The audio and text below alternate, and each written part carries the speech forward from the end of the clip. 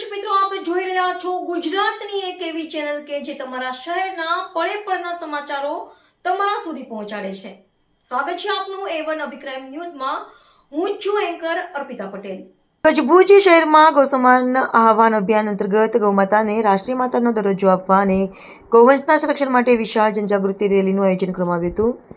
Town hall ખાતે ગૌપૂજન સાથે કાર્યક્રમનો પ્રારંભ થયો હતો, જેમાં સંતો, ગૌભક્તો તેમજ સનાતન સમાજના હજારો હિન્દુ ભાઈ બહેનોએ ઉત્સાહભેર ભાગ લીધો હતો.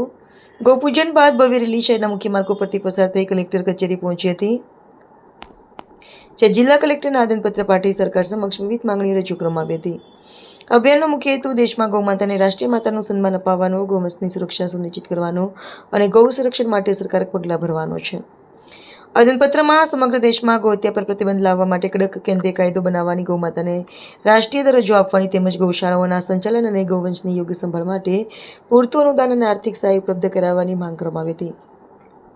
સાથે જ દેશી ગૌવંશના જતન દ્વારા પ્રાપ્ત ખેતીને પ્રોત્સાહન આપવા અને ગ્રામીણ અર્થતંત્રને વધુ મજબૂત બનાવવાની પણ રજૂઆત કરવામાં આવી હતી. આયોજકોના જણાવ્યા મુજબ ગૌસન્માન આહવાન અભિયાન દેશવ્યાપી જન આંદોલન બની રહ્યું છે.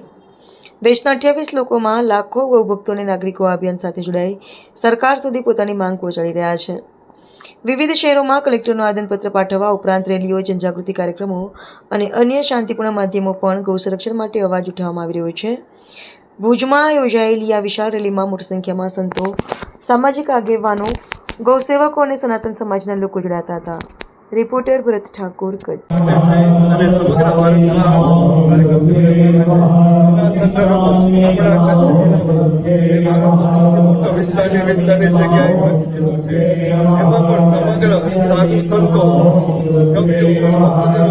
દ્વારા અસંખ્ય કચ્છના જે લોકો કહી શકાય ભેગા થઈ અને ટાઉન વચ્ચે એક 8 વાગ્યાથી કરી અને લગભગ 10:30 સુધી